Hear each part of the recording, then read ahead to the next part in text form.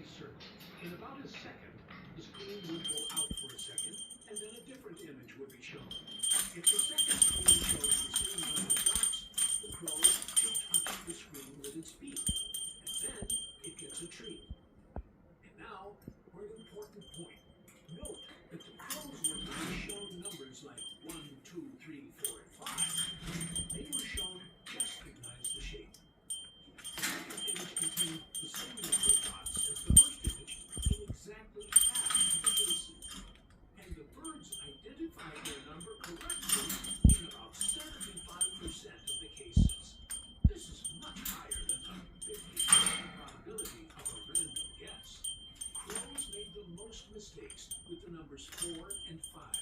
That is, as the task became more complicated, it became more difficult for them to count.